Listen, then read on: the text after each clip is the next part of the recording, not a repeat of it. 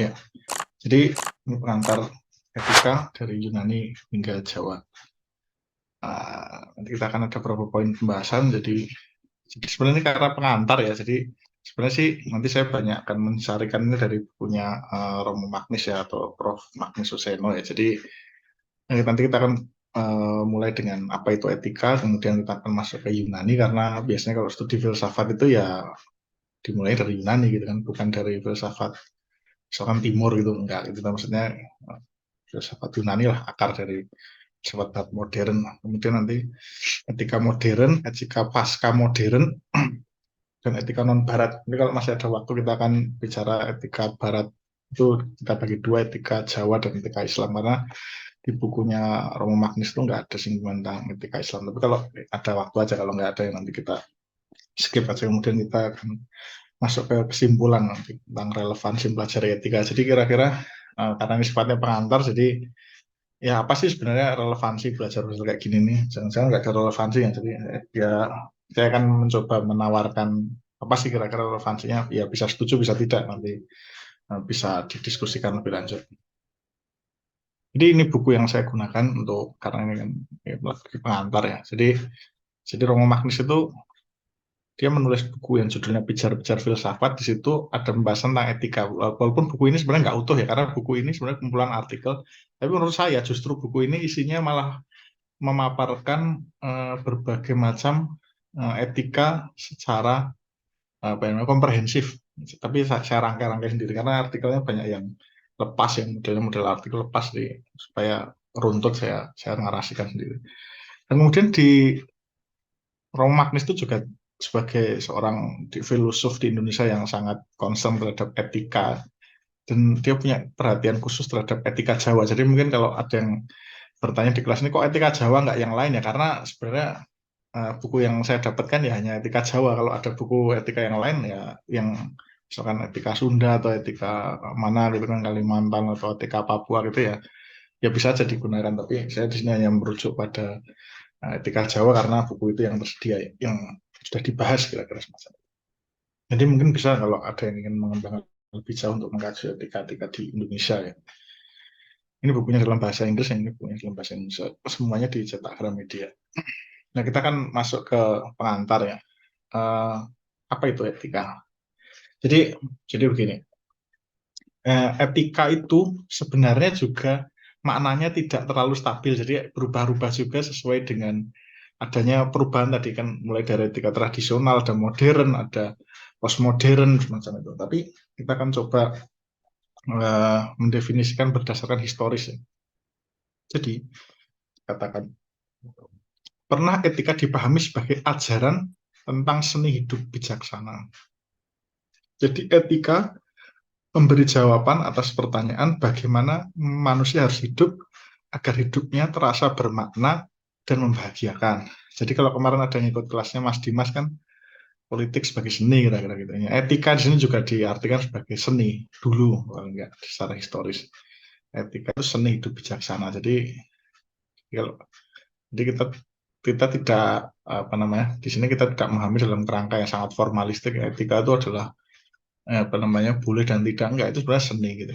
Kita bagaimana seni hidup bijaksana. Jadi etika berjawaban atas pertanyaan bagaimana manusia harus hidup dan agar hidupnya bermakna dan membahagiakan. Jadi etika itu membuat hidup lebih bermakna. Nah, kalau ada iklan apa gitu ya, itu ya yang sering dipajang-pajang di pinggir jalan katanya biar hidup makin bermakna. Ini sebenarnya etika itu bikin hidup makin bermakna. Namun sejak kritik Kant terhadap eudaimonisme etika, ya, terjadi pergeseran orientasi etika dari hidup secara bijaksana menjadi apa yang wajib dilakukan manusia. Maka kemudian Kant itu dikenal disebut sebagai etika deontologis yang wajib. Wajib itu wajib itu nanti kita akan lihat ya. Jadi tapi maksudnya ada tonnya agak beda. Jadi apa yang ini nggak wajib? Maksudnya begini, kalau wajib tuh kayak aturan, kayak hukum itu kan kayak wajib ya. Jadi kita mau nggak mau atau apa gitu ya, ya wajib gitu kan. Jadi seperti itu. Kewajiban lalu menjadi kata kunci etika. Jadi apa yang wajib dilakukan manusia. Jadi ini ada pergeseran makna ya. Makanya disinilah pentingnya studi historis tentang etika itu sendiri. Dan karena kewajiban dengan paling keras melekat pada keadilan.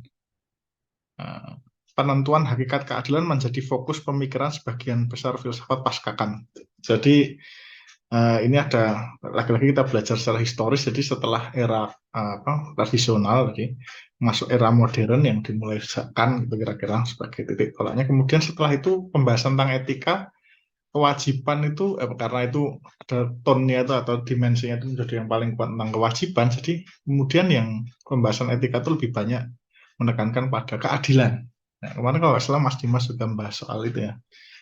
Saya agak nggak terlalu mengikuti sampai selesai, jadi kayaknya nggak salah membahas tentang keadilan juga. Jadi ini tema yang menjadi sangat sentral di era modern sebenarnya.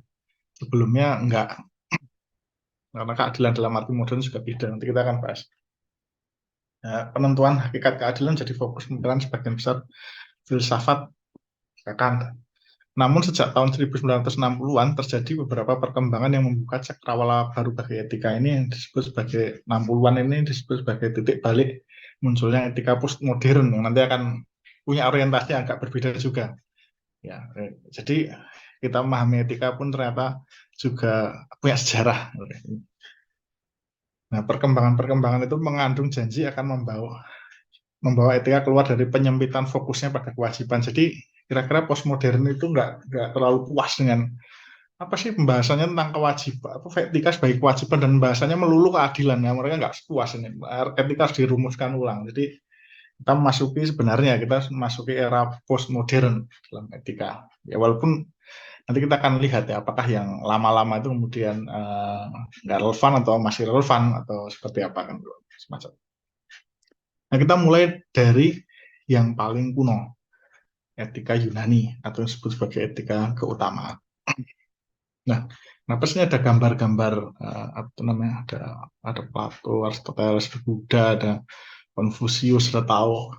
Jadi kalau dalam bukunya Prof. Magnus itu etika Yunani itu sebenarnya punya paralelitas dengan etika di dunia timur. Jadi sebelum era modern itu sebenarnya orientasi etika itu mirip sebenarnya. Mau Yunani, mau Buddhisme atau mau Konfusianisme atau Taoisme itu semuanya punya kesamaan. Jadi kalau kita membahas Yunani sebenarnya ada paralelitas. Nanti kita akan coba bahas. Nah, apa kesamaannya? Ini ditegaskan oleh salah satu pemikir modern ya, MacIntyre ya, yang kemudian dia seringkali dianggap sebagai bagian dari kelompok komunitarian kan, di Amerika itu. Jadi menurut MacIntyre, etika itu zaman dulu pra-modern itu sebenarnya adalah ilmu jembatan. Nah, jadi ini menarik ya, definisi etika yang sangat menarik. Etika itu jembatan atau ilmu jembatan gitu. Ilmu yang mengantar manusia dari keadaan seadanya, man as he happen to be, ke keadaan yang sebenarnya, man as he could be if he realized his essential nature. Jadi mungkin paling mudah kita bayangkan seperti ulat menjadi kupu-kupu. Jadi ilmu etika itulah jembatan itu supaya manusia itu dari ulat jadi kupu-kupu. Itulah keadaan yang sebenarnya, yang sekarang belum tercapai. Nah, itu kan menarik sekali. Jadi sebenarnya etika Yunani atau etika timur lainnya, pra-modern, itu sebenarnya semuanya punya orientasi ke situ. Bahwa etika itu fungsinya untuk menjadi jembatan supaya manusia itu bisa bertransformasi kepada kesempurnaannya, kepada finalitasnya, macam itu. Ini kan menarik.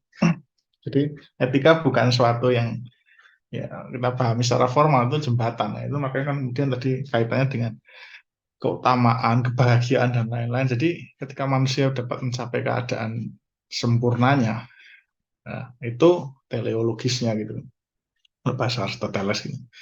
Nah itulah apa namanya etika itu menjadi punya singgungan dengan kebahagiaan kan seperti itu. Kalau kita melihat ulat jadi kupu tuh, wah itu kan sempurna gitu. Nah, nah kemudian di buku itu dijelaskan bahwa etika keutamaan itu bisa kita dapati pada filsafat Yunani. Ini kan pra-modern ya. Filsafat Timur secara umum dan kemudian filsafat Kristen. Jadi di era abad pertengahan itu kan pasca Yunani itu kan kalau di Barat kan masuk ke era apa itu namanya patristik dan skolastik ya.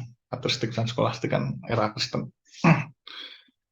Nah, ada berapa ciri khas ya sebenarnya yang ya walaupun mereka punya persamaan semuanya mentransformasikan, tapi ada corak-corak yang kira-kira kita bisa tarik yang kekhasannya. Jadi kalau filsafat timur tuh etikanya bertumbuh pada metafisika yang bercorak di duniawi. Misalkan Buddhisme kan ada ada metafisikanya kuat gitu lah. Walaupun mungkin orang mengatakan itu apa namanya Buddhisme itu ya empiris, tapi kan enggak. Buddhisme, Taoisme, Konfusianisme, apapun itu kan juga ada misalkan enlightenment juga, konsep enlightenment, pencerahan, kemudian manusia itu mencapai derajat yang apa itu namanya, ada pengalaman mistik atau metafisik yang itulah apa namanya menjadi penandanya. Jadi di situ ada singgungan erat antara etika dan metafisika gitu. Jadi transformasi ini transformasi yang juga punya dimensi metafisik maksudnya ya kan di situ. Nah, kemudian filsafat Yunani itu enggak ya apa namanya sejauh yang dipahami oleh Magnus itu kira-kira kecenderungannya punya transformasi, tapi transformasi yang sifatnya itu sebenarnya imanen lah kira-kira gitu. Jadi lebih pada ia menjadi pribadi yang baru, tapi maksudnya lebih berorientasi ke dunia ini gitu kan. Gitu. Jadi maksudnya dimensinya ke situ. Jadi manusia yang lebih baik itu, tapi dimensi metafisiknya mungkin tanda kutip lebih kurang lah kira-kira gitu.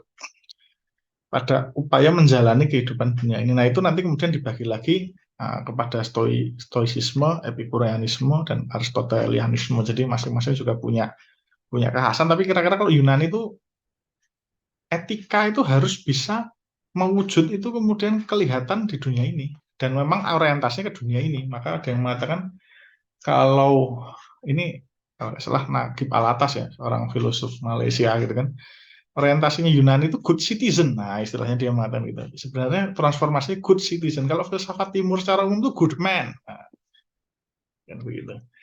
Jadi man di sini artinya ternyata maksudnya lebih dalam, lebih metafisik daripada citizen. Kalau citizen kan orientasinya sangat apa ya namanya imanen gitu kan. Kehidupan kota, kehidupan ekonomi gitu kan. Orientasinya ke situ gitu. Kalau ini agak metafisik. Nah itulah yang kemudian filsafat Yunani yang bertumbuh pada upaya menjalani kehidupan dunia ini, transformasinya itu transformasi yang imanen gitu kira-kira, bukan transenden begitu kan. Itulah yang kemudian direformasi oleh Kristen ketika filsafat Yunani diserap oleh tradisi Kristen di abad pertengahan, skolastik dan patristik dan skolastik kira-kira diubah. Jadi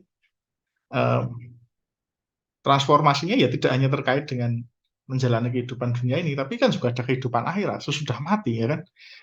Nah ini kemudian etika Yunani bertransformasi menjadi lebih dalam ya dimensi metafisikanya kan semacam itu. Jadi kalau di dalam historiknya filsafat Barat, ketika pramodern itu memuncak itu di filsafat Kristen sebenarnya. Nah, kalau filsafat Timur lain lagi karena itu bukan apa namanya ya, tidak ada kemudian masuk Kristen bukan. Ini sejarah seperti itu. Nah tadi kan dikatakan juga ada paralelitas ya sebenarnya dalam etika pramodern ini.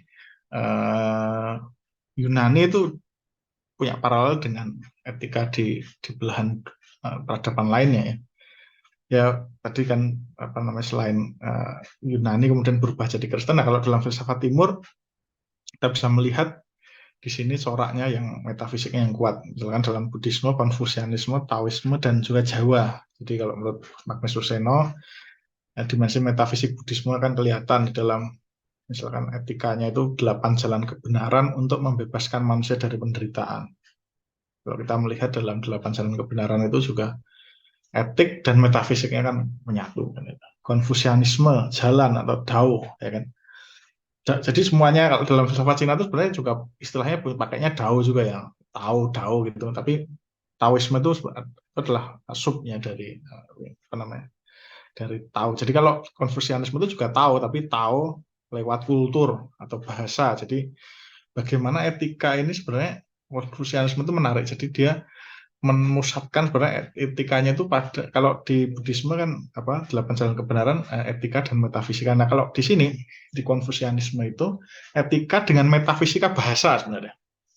Di sini kita nggak akan menjelaskan secara detail, tapi Yang menarik itu metafisika bahasa, karena tujuan pertama pembentukan etika pertama dalam Konfusianisme itu adalah merubah bahasa. Mudahnya begini, misalkan kita dewasa ini atau sehari-hari lah kita melihat di sungai itu kok, sungai di Jakarta lah atau di kota-kota besar lainnya itu kan isinya kayak tempat sampah gitu kan. Itu sungai tempat sampah gitu kan. Nah itu kan sebenarnya ada problem bahasa kalau menurut Konfusianisme itu. Jadi kalau bahasanya benar, itu mestinya dia kita bisa bertindak itu benar juga. Berarti kan kalau ada sungai jadi tempat sampah, berarti dia tuh nggak benar-benar memahami arti sungai. Konsep sungai itu nggak pernah dipahami, berarti harus diinternalisasikan lagi ya. Lewat mana? Lewat bahasa. Nah, jadi pelajaran bahasa bagi Konfusianisme itu sangat filosofis. Bukan hanya bahasa alat komunikasi, bukan, tapi di situ memasukkan unsur metafisiknya. Nah, itu transformasi manusia lewat transformasi bahasa. Kapan-kapan mungkin bisa dibahas lebih lanjut. Nah, Taoisme itu lewat jalan alam, jadi dia nggak terlalu mementingkan soal bahasa lah. Tapi justru melalui keselarasannya atau kepulangannya dengan ritmik alam. Jadi etikanya itu adalah bagaimana kita selaras dengan alam. Kalau alam itu maksudnya kan begini, kayak musim gitu kan, yang sering dipakai contoh itu musim. Ada musim kan kalau di itu kan ada 4 musim ya di negara-negara subtropis ya. Musim dingin, musim panas, musim gugur, ya, musim semi kan gitu. Jadi muter ritmik gitu kan. Ya, itu jalan hidup lah saja. Kalau dalam konteks ini makanya saya pernah bilang juga di kelas kesenian mungkin saya kok merasa, tapi ini masih dugaan awal.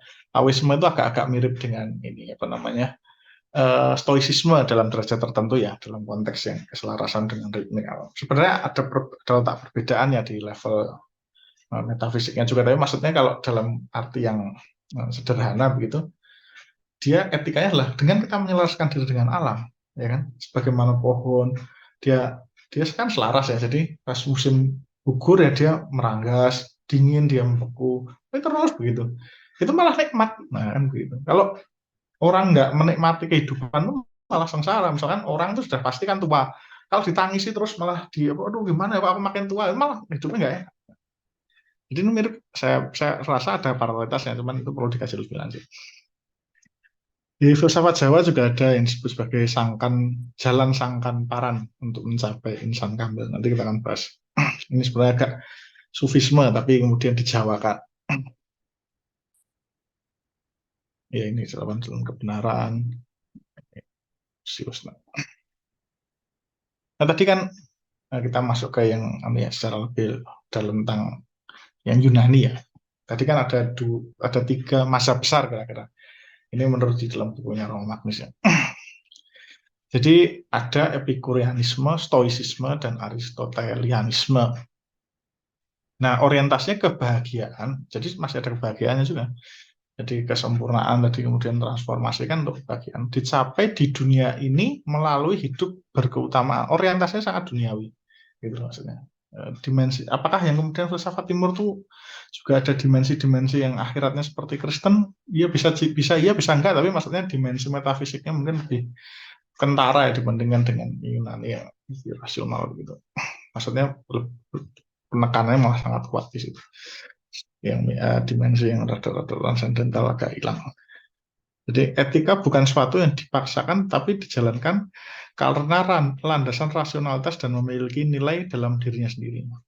Jadi etika itu bukan sesuatu yang dipaksakan. Kamu harus begitu, enggak. Tapi kita sendiri, ya, karena kan Yunani kan seperti Plato, Aristoteles begitu kan, itu kan menekankan pada kemampuan kita berpikir kan, manusia sebagai makhluk rasional, walaupun makhluk rasional itu bisa diartikan sebagai yang berbahasa, tapi maksudnya manusia itu bisa mencerna. Sebenarnya misalkan begini paling gampang, aku kalau makan kebanyakan atau makan konsumsi misalkan zat-zat tertentu kebanyakan itu kan sakit. Itu sebenarnya udah tahu gitu kan, jadi aku harusnya menjauhi itu. Itu secara rasional sudah dipahami gitu. Nah, sebenarnya kan gitu. Nah, perbedaannya itu di sini. Jadi Epikureanisme itu menekankan pada ya kita perlu menghindari penderitaan yang tidak perlu dan memaksimalkan kenikmatan, apatia. konsentrasi dengan yang kini, bukan kemarin dan besok. Jadi kadang-kadang kan orang berpikir, wah aduh gimana ya besok kalau harga minyak tambah naik, itu mau dipikir stres misalnya gitu. Jadi mending pikir yang sekarang aja itu kan, itu nggak usah terlalu membebani. Bukan maksudnya nggak boleh mikir yang masa depan, tapi maksudnya kalau terlalu dipikir-pikir sesuatu sehingga malah menjadi stres kan juga bahaya kan.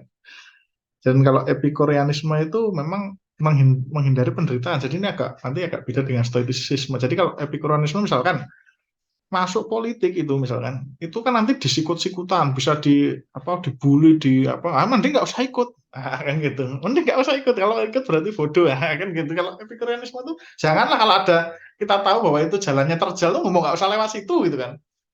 Ibaratnya semacam itu. Nah, kalau stoicisme itu tadi seperti yang saya bilang, sebenarnya ada kemiripan dengan taoisme ya, itu pandangan awal saya aja. Menyelaraskan diri dengan hukum alam, mencapai keadaan tak tergoyahkan atau tidak kagetan. Ataraksia, menarik ini penerjemahan tidak kagetan, ataraksia itu. Jadi maksudnya dia dilatih ya. Karena untuk selaras. Jadi misalkan begini, katanya kan yang di Silicon Valley, orang-orang Amerika itu yang kaya-kaya itu kan. Kemudian katanya juga latihan puasa. Kenapa ya? Supaya nggak kaget tiba-tiba mereka misalkan lagi ski gitu kan, lagi ski di gunung terus tersesat gitu. Kalau udah biasa puasa kan, udah lapar dikit udah nggak kaget ya kan. Tapi kalau tidak pernah dilatih kaget, mungkin malah baru hilang 3 jam aja udah mati gitu kan ya.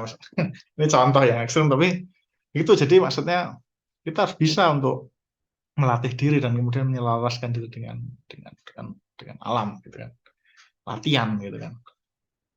Dan kalau stoicisme sebenarnya lebih tanda kutip lebih berani sih daripada epikureanisme, berani mengambil resiko maksudnya. Jadi kalau terjal ya nggak apa-apa ya. Misalkan kalau kita lihat olahraga itu kan sebenarnya kalau dipikir-pikir olahraga ekstrim itu kan pakai selancar kayak mendaki gunung, kayak jatuh gimana ya nggak apa-apa gitu kan, apa. Jadi itu kalau epikureanisme ya dihindari gitu. Tapi kalau stoicisme kira-kira ya oke. Nah, gitu. Nah, Aristotelianisme itu realisasi dari potensi yang dimiliki manusia, teoretik dan khususnya praktis. Jadi ini kan Plato dan Aristoteles. Jadi manusia itu kebahagiaannya kan dua, kebahagiaan yang bersifat teoretik gitu kan. Dia mengetahui realitas sebagaimana adanya, tapi dia juga bisa mengaktualisasikan potensinya dalam hal dimensi-dimensi praktis. Jadi maksudnya kan begini. Jadi misalkan kalau menurut Aristoteles itu kan manusia itu misalkan zoon politikon. Jadi manusia itu memang pada dasarnya makhluk yang ingin untuk politikon itu, maksudnya itu politik itu bukan dalam arti ini ya, pemilu itu bukan, maksudnya politik itu mengkota, bermasyarakat. Politik itu sama dengan sosial sebenarnya. Nah, jadi dia akan menjadi manusia seutuhnya ketika dia bisa bermasyarakat. Nah, itu kalau yang praktis ya. Kalau dimensi teoretik ya kayak filosof gitu, jadi atau ilmuwan gitu kan. Jadi aku ngerti ternyata hakikat matahari itu panasnya berapa derajat Celcius, mbak itu bahagia ya kan. Kan gitu. Nah, kalau yang praktis itu kira-kira seperti itu. Jadi manusia itu pada dasarnya pengen juga untuk mengaktualisasikan dirinya dalam kehidupan sosial. Nah, ini yang nanti ada teori yang menolak itu sih, bukan teori ya, tapi posisinya Hannah Arendt mengatakan nggak ada, manusia nggak person politikon, manusia itu sukanya menyendiri kok. Nah, tapi itu pembahasan lain. Tapi kalau menurut Aristoteles manusia itu zon politikon, jadi suka mengkota, mensosial kira-kira begitu ya, nggak senang hidup sendiri. Nah, ini kan yang what upset people is not thing themselves but their judgment about this thing. Jadi ini yang stoicisme model-model seperti itu ya. Jadi bagaimana kita justru bisa menyelaraskan diri, salah satunya dilatih kan. Jadi kalau kita misalkan kehilangan sesuatu, kalau kita sudah latihan ya bisa merelakan misalkan semacam itu, kita nggak terlalu sedih. Tapi kalau nggak biasa merelakan, misalkan waduh dompetnya hilang, padahal yang hilang misalkan cuma 10.000 misalkan gitu kan, tapi mungkin 30 hari aja masih mikir itu sampai nggak bisa makan. Jadi seperti itu. Jadi inilah stoicisme itu seperti itu. Yang ada juga yang mengkritik misalkan itu nanti kalau gitu terlalu terlalu pasrah, tapi sebenarnya juga ada stoicisme punya cara juga untuk mengatasi yang teman, yaitu kan mungkin pembahasan lebih detail lah stoicisme kalau soalnya. Nah, kemudian eudaimonisme Yunani pasca Plato lemah karena eudaimonisme tidak berhasil dirumuskan secara meyakinkan. Kebahagiaan sebagai sekedar perasaan puas tidak memadai. Jadi ini ya, karena orientasinya itu sangat sangat imanen, sangat duniawi, sangat apa tadi misalkan tentang sosial, dan kebahagiaan yang sifat-sifatnya sangat imanen ya. Sedangkan sebagai keberhasilan kehidupan tidak menjamin pengalaman kebahagiaan yang sekiranya juga termasuk eudaimonia. Jadi kenapa dikatakan pasca Plato? Sebenarnya saya mengatakan kalau Plato kan mengatakan di sebenarnya ada dunia ide. Jadi di dunia ini ya wajar lah kalau banyak kekurangan. Tapi kalau pasca Plato kan dimensi rasional lebih ya. Jadi orientasinya ke dunia ini. Jadi nggak terlalu banyak mikir tentang dunia ide, dunia sana, dunia metafisik itu nggak terlalu. Jadi karena orientasi dunia ini kemudian malah kemudian kalau bagi Prof. Magnus kira-kira justru ada problem di dalam merumuskan eudaimonianya karena terus kemudian apa ya ukuran disebut bahagia itu.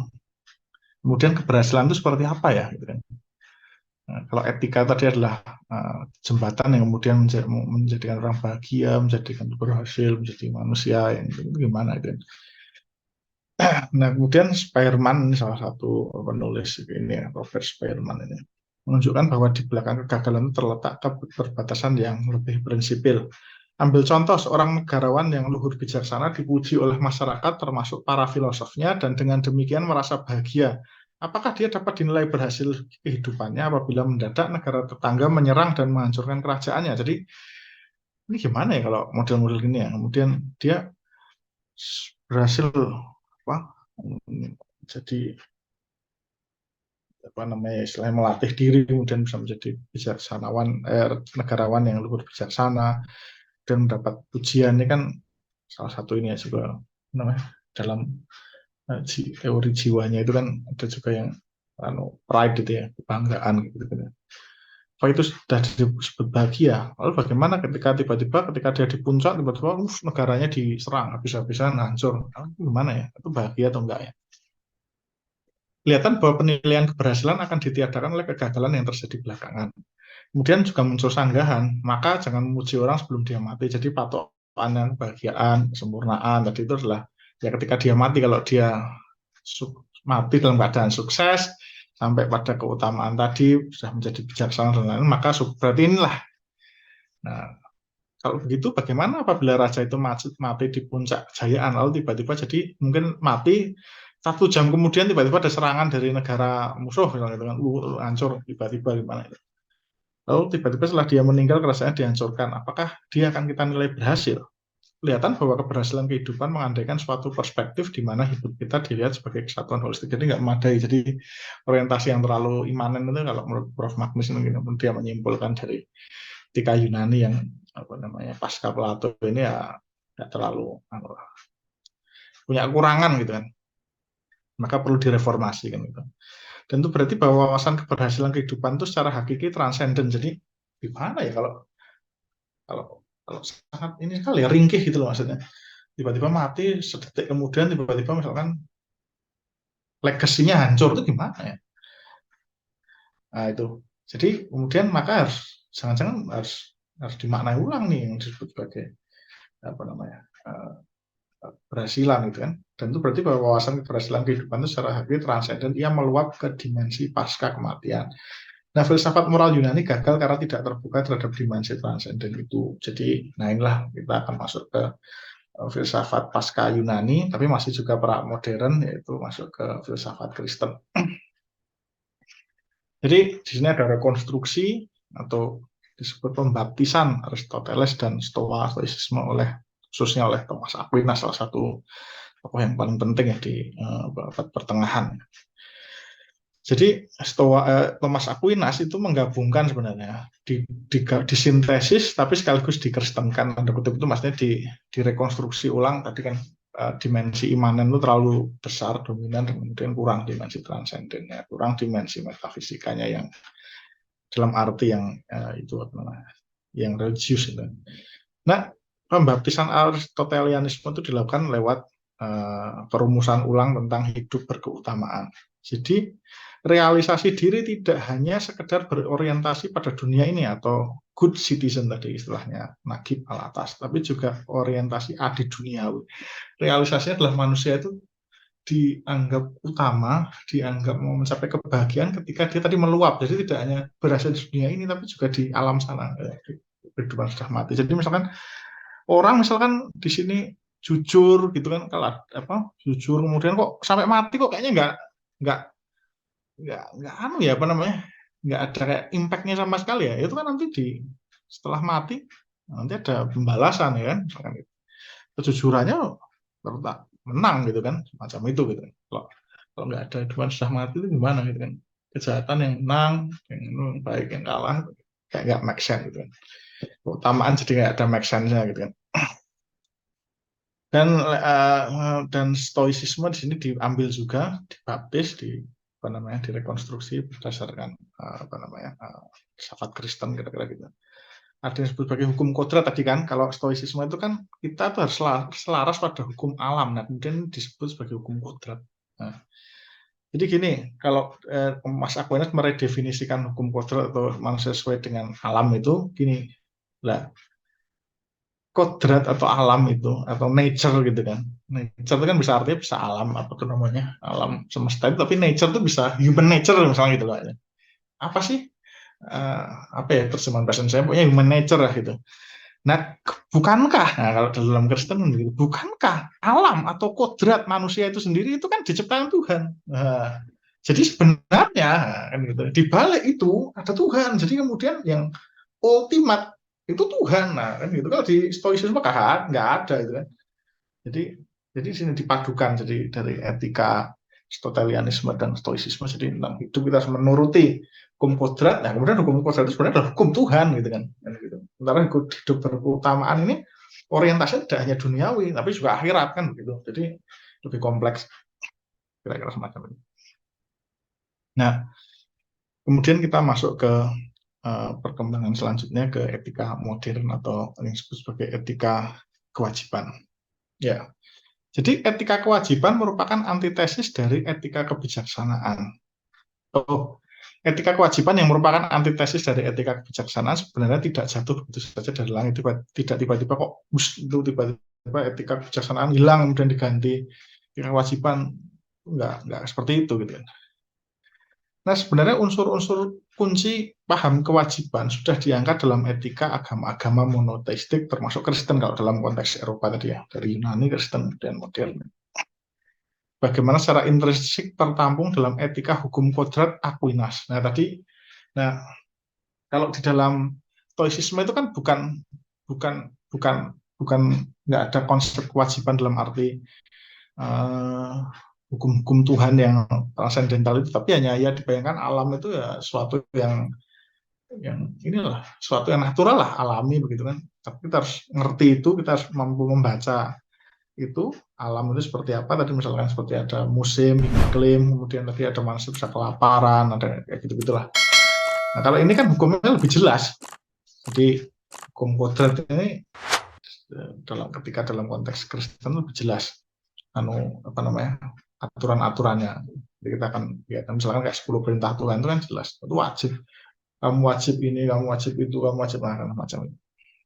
Jadi sebenarnya menurut Prof. Magnis Suseno itu sebenarnya etika modern itu sebenarnya sudah muncul juga spiritnya dalam etika Kristen. Di era modern itu sudah ada dimensi kewajiban itu.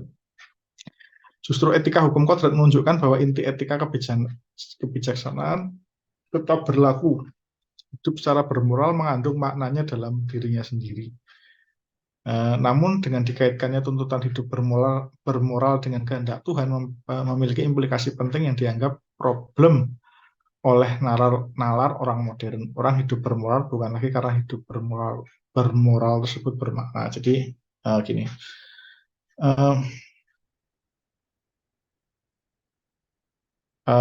Jadi kan tadi kan kalau dalam Yunani kan sepenuhnya tanda kutip dianggap rasional. Jadi kenapa sih kita kok apa tuh namanya bertindak etis gitu kan? Ya itu karena kita bisa langsung nangkep apa namanya konsekuensinya. Karena kan kaitannya kan dengan yang ada di dunia ini. Misalkan kalau kita sudah dilatih berpuasa tadi misalnya, Ketika kita tiba-tiba dihadapkan pada kondisi darurat, misalkan pesawat terbang kecelakaan gitu, kemudian waduh gimana tuh kalau karena sudah terbiasa puasa kita misalkan menunggu regu penyelamat 2 hari aja mungkin udah biasa. Nah, itu kan langsung kita bisa langsung nangkep. Tapi ketika tadi masuk ke dalam apa namanya dimasukkan direkonstruksi dalam pengaruh Kristen, kemudian itu apa, dikritik oleh orang modern lah terus hukum Tuhan itu gimana ya? Kemudian maksudnya realisasinya itu kayak gimana ya kan? Kalau alam mungkin bisa langsung dilihat gitu kan. Kalau ini gimana? Apalagi kaitannya dengan kehidupan sudah mati. Ini bagi orang modern agak aneh itu terus gimana? Jadi apa namanya tuntutan hidup bermoral menjadi bagi orang modern itu kan sekuler maksudnya itu kan jadi apa namanya agak absurd gitu kan.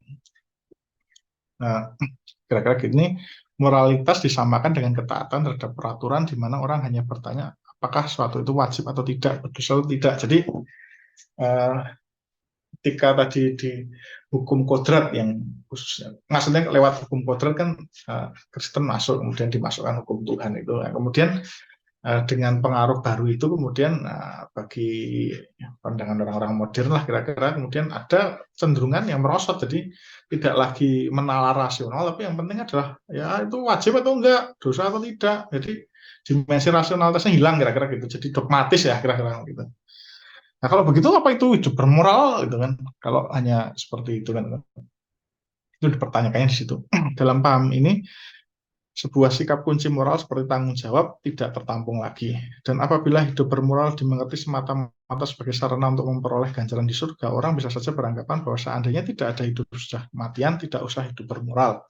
Itulah situasi filsafat moral yang menjadi objek kritik filsafat pencerahan yang hanya mengakui wibawa nalar.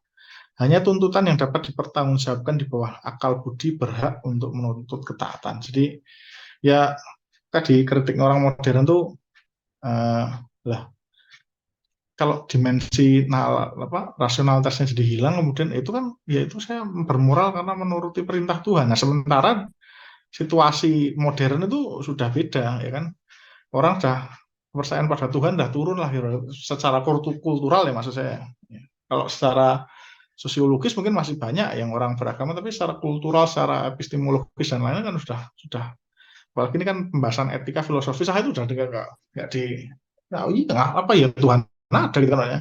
Kemudian dianggap ini pemoral kayak gini kan. Kalau sudah di luar dianggap di luar nalar, di luar akal budi gitu ya wah, sudah dipertanyakan nih. Wah, seperti itu. Jadi ini ada krisis maksudnya begitu. Krisis yang kemudian akan mendasari apa tumbuhnya etika modern. Nah ini lebih lengkapnya. Jadi shift atau perubahan dari etika tradisional, etika klasik, etika pramodern itu yang kalau dalam tradisi filsafat Barat itu etikanya muncul di Kristen itu mengalami kritik tajam ya.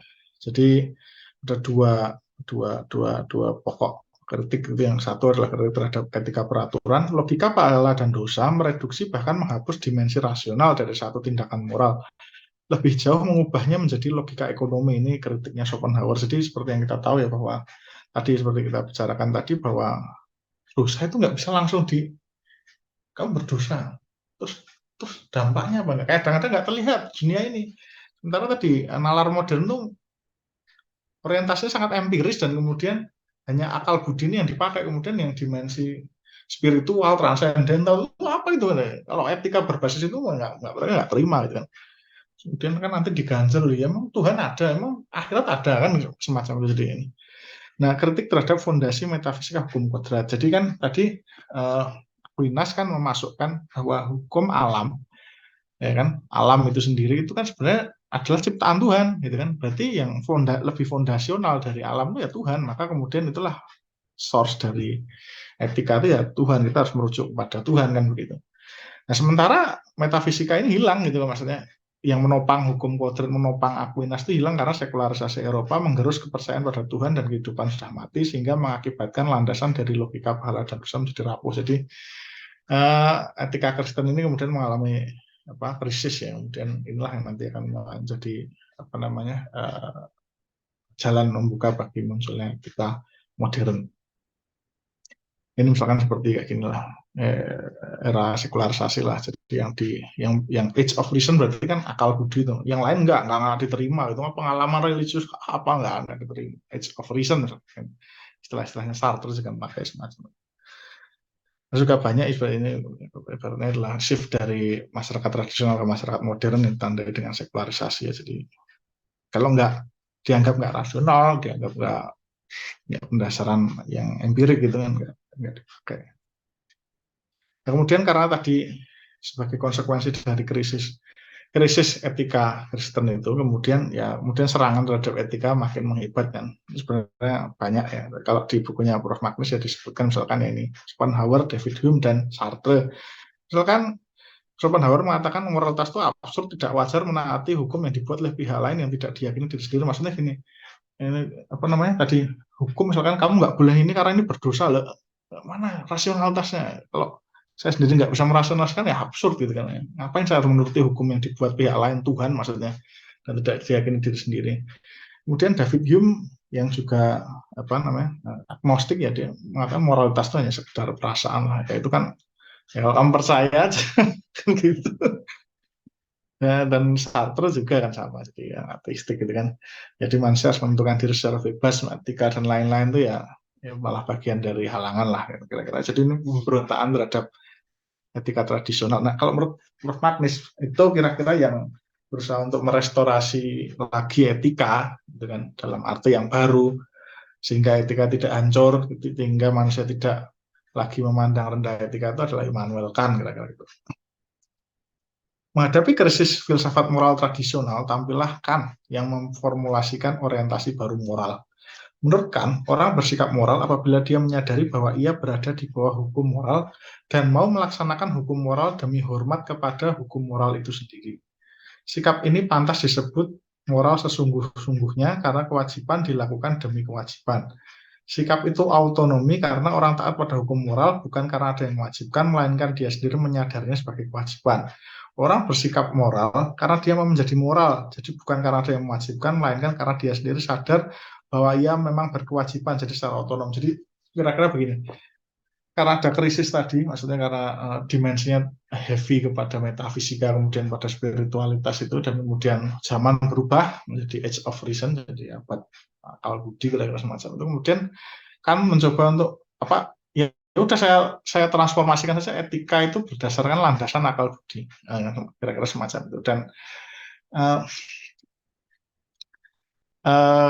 dengan landasan akal budi ini yang menarik begini. Jadi kan itu kan percaya bahwa kalau kita baca secara serius ya bukunya, sebenarnya kalau kita lihat itu kan itu menyatakan bahwa moralitas itu terkait dengan pengetahuan a priori, artinya dia sudah embedded di dalam benak kita tanpa kita perlu harus melakukan penelitian.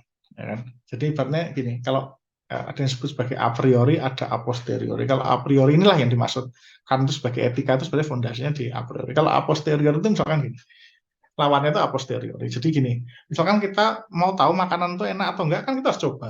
Itu a posteriori.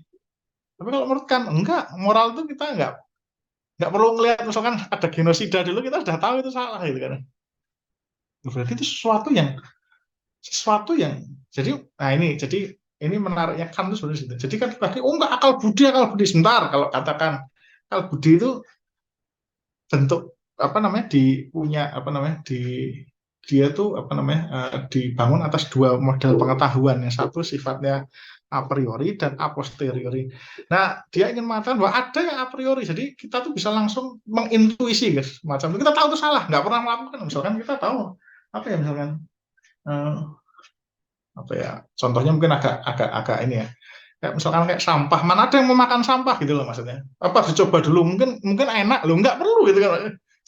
Kan begitu, orang juga bisa tahu gitu kan, maksudnya dalam konteks moral tuh di sini tuh udah embedded di dalam pikiran. Nah, itulah maksudnya bagikan di era modern kan ini diyakini ada apa yang disebut sebagai tadi a priori tadi. Inilah fondasi etika yang baru gitu. Tidak tadi berdasarkan yang wahyu tadi ya, maksudnya yang wahyu kemudian hukum Tuhan. Ini langsung ada di dalam otak ini. Jadi nanti kemudian makanya kan itu mata itu wajib tuh karena apa? Karena manusia sendiri tuh sadar itu udah embedded di dalam ibaratnya kalau mudahnya kepalanya sendiri gitu kan. Kita tahu itu salah. Makanya kemudian kan nanti kan banyak menggunakan suara hati karena tadi itu sifatnya a priori sebenarnya. Kita sudah tahu bahwa itu salah, tapi nggak ada pihak luar karena sudah ditanam di sini. Nah itu menarik ya. Nah di sini jadi dia sedang ingin membela etika dengan mendasarkannya pada satu yang baru. Jadi misalkan, nah tapi kan begini, tapi ini cara untuk memahami yang mudah ya. Jadi kira-kira kan itu mengatakan bahwa eh, walaupun apa namanya tadi ya sebenarnya a priori ya, tapi kita akan bisa menggunakan yang cara logika yang mudahnya. Misalkan orang pakai helm, orang kan paham secara akal budi. Sebenarnya aku tuh harus pakai helm, kalau enggak misalkan aku kalau jatuh ngelimpang jatuh ke jalan aku selamat. Tapi menurut kan dia orang sebenarnya juga bisa bisa tetap ngeyel gitu loh mas.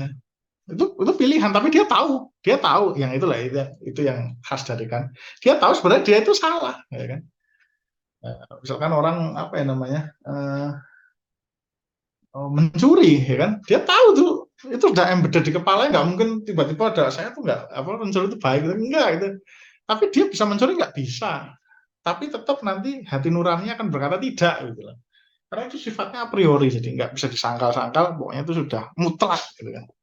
Dia bukan pengetahuan yang harus kita kalau a posteriori itu kan pengetahuannya sifatnya dinamis. Jadi misalkan gimana ya apa rahasia tata surya itu kan kita pengetahuannya terus menerus bertahap. Oh tadinya kita tahu ada planet itu ada 10, ternyata ada galaksi, ternyata makin banyak. Atau virus tadinya kita nggak tahu ada virus corona, sekarang tahu. Itu a posteriori pengetahuannya nambah. Kalau a priori enggak, kita sudah tahu. Nggak perlu ada nambah-nambah lagi, ya memang begitu terus. Itu absolut menarik kan. Ya, misalkan juga kayak vaksin, misalkan ya kita tahu lah kalau nggak divaksin itu sebenarnya ya kita nggak terhindar dari virus atau bakteri atau apa gitu kan penyakit. Tapi bisa nggak orang menghindar dari vaksinnya? Bisa aja, tapi sebenarnya dia tahu dalam hatinya gitu kan. Kalau bahasa kan itu dalam pikirannya ya itu ya keliru lah gitu kan gitu. Nah dengan demikian paham pencerahan tentang manusia menjadi individu rasional dan otonom menjadi sokok guru moralitas. Kriteria keabsahan sebuah prinsip moral hanyalah bahwa prinsip itu dapat diberlakukan secara umum. Syarat itu murni formal karena tidak tergantung dari pandangan-pandangan tertentu mengenai manusia dan dunia. Ketika kan itu modern dalam arti tegas dari agama Kristen yang menerima bahwa hidup bermoral merupakan kewajiban keras. Namun kan membuang seluruh pertimbangan tentang hidup yang bijaksana keluar dari lingkup moralitas. Ya, karena apa namanya tadi dia sebenarnya ingin menyelamatkan etika ya dari serangan-serangan apa namanya sekularisme dan lain-lain. Kan menganggap loh kalau karena etika tadi sudah kebacot, terlanjur dilekati dengan dimensi keagamaan, lalu kemudian yang sekuler gitu kan yang itu kemudian ya udah buang aja sekalian. Nah, kalau kan enggak kita bisa menegakkan moralitas dengan murni akal budi. Tapi sebenarnya kan itu juga canggih ya dengan ya tadi ya maksudnya bahwa itu dapat diberlakukan secara umum karena kenapa dia a priori sebenarnya a priori itu semua orang pasti akan begitu gitu kalau bagikan kalau a posteriori mungkin enggak kan pengetahuan orang bisa kalau bertambah berarti ada yang mungkin masih masih pengetahuannya tentang fisika cuma 10%, ada yang 100% kayak Einstein gitu kan. Kalau itu enggak semuanya sama, mau Einstein kayak mau siapa lah itu sama itu kan, enggak akan berubah. Ini menarik sih. Ya kalau sebenarnya kalau di bukunya Romo Magnis, Rolf Magnis itu nggak terlalu dijelaskan soal ini. Tapi kalau kita membaca bukunya kan itu kita kan paham sebenarnya etika, kenapa dia membangun etika yang rasional itu dan apa sih sebenarnya fondasinya itu di posteriori, a posteriori sebenarnya.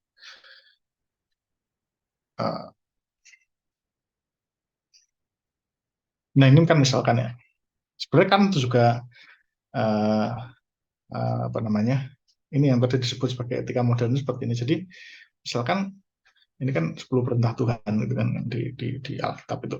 Jadi misalkan kamu tidak boleh mencuri gitu kan. Ya karena kalau kan akan basisnya itu pada a priori. Jadi sebenarnya semua otak manusia itu udah paham mencuri itu nggak baik gitu kan. Dan ini bisa diuniversalkan karena semua orang sama, nggak mungkin ada pengetahuan orang yang enggak lah mencuri itu baik itu nggak mungkin. Jadi ini bisa diuniversalkan, bisa dibikin menjadi prinsip etika. Jadi inilah fondasi baru etika karena bisa diuniversalkan itu kan prinsipnya kan.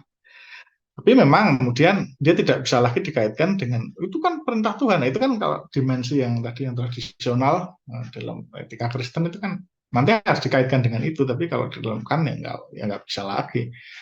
Karena nanti kemudian ya nanti ditolak gitu kan maksudnya sama para penentang etika gitu kan di era modern gitu kan, kayak Schopenhauer dan lain-lain gitu kan. Lah apa hubungannya kok dengan laki-laki, dengan Tuhan, dengan dosa, dengan itu malah nggak dipatuhi. Jadi ini karena mereka menuntut pakai parameternya adalah akal budi, maka kan mengatakan ini bisa diuniversalkan, tapi yang sini nggak perlu dibawa-bawa. Kira-kira seperti itu. Moralitas adalah mengenai kewajiban manusia. Orang melakukan kewajibannya bukan demi satu tujuan yang diharapkan daripadanya, melainkan demi kewajiban itu sendiri. Etika kan murni deontologis, jadi wajib. Kan memotong kaitan antara hukum moral dan yang mewajibkan itu, yaitu Tuhan. Orang melakukan kewajibannya karena dia sendiri sebagai pengada rasional sadar, dan bukan karena ada entitas eksternal yang mewajibkan. Jadi dia memang kan tidak membatasi sampai di situ, walaupun sebenarnya nanti kan juga masukkan unsur itu ya, tapi maksudnya dia sebenarnya membangun prinsipnya itu dibasiskan pada pengetahuan yang sifatnya a priori, jadi semua orang sama, tidak berubah, dia itu tetap, dan kemudian dia makanya bisa diuniversalkan. Nah itu etikanya di situ. Dan itu kan nggak ada yang maksa, wong itu orang sendiri udah embedded loh. Nah itu loh maksudnya kan. Jadi kalau orang sekuler misalkan mengatakan itu kan diperintah Tuhan, enggak lah, kamu sendiri juga tahu, nah, kan gitu ya. Ya, seperti itu. Tapi nanti etika nggak ada lagi secara ini ya, secara implisit secara eksplisit itu nggak boleh kok. Tapi ini kan 10 perintah Tuhan ini ya nggak bisa gitu kan. Kan memang tidak masukkan, jadi supaya dia sebenarnya rasional. Ya, jadi begini, jadi orang tanpa dipaksa dengan polisi sebenarnya, ini kan contoh kasar aja ya. Mereka tahu bahwa berkendara dengan helm itu ya apa namanya? Ya untuk keselamatan kan semacam itu. Ini tadi sudah kita jelaskan. Nah, tapi kemudian sebenarnya ada yang lebih sekuler daripada Kant ya, tapi karena kan membuka bahwa etika itu harus didasarkan pada apa itu namanya akal budi, tapi sebenarnya dia ingin masukkan pada yang a priori gitu kan. Sementara kalau di dalam perkembangan selanjutnya dalam etika modern seperti utilitarianisme, sebenarnya sudah tidak membasiskan lagi pada sesuatu yang sifatnya a priori. Jadi utilitarianisme tidak lagi dapat memahami wacana Kant tentang kewajiban, akan ditolak. Jadi rasionalitasnya adalah rasionalitas instrumental yang menjadi penanda penting peradaban modern. Jadi ini bukan tentang ini aku harusnya seperti ini. Kalau itu kalkulasinya sangat ekonomis sebenarnya. Kuantifikasi etika kalau saya menyebutnya. Jadi yang wajib adalah apa yang menghasilkan paling baik bagi umat manusia, di mana akibat baik dihitung dengan satuan nikmat empiris. Nah, kuantifikasi. Nanti nikmat empiris itu seperti apa?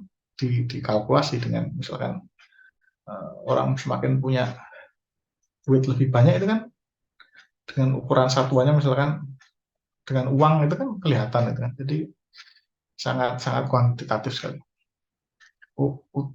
Utilitarianisme kelihatan lebih rasional daripada etika kewajiban kan, karena tidak lagi membutuhkan kewajiban non empiris dan sebaliknya dapat menunjukkan manfaat kelakuan moral. Jadi dia ya kalau mau dikatakan kan di dalam filsafat modern itu ada dua ya, yang rasionalisme dimulai sejak Descartes dan itu dipertahankan oleh Kant, dan juga ada yang murni empirisme. Tapi di sini sebenarnya empirisme itu sudah sangat kuantitatif ya.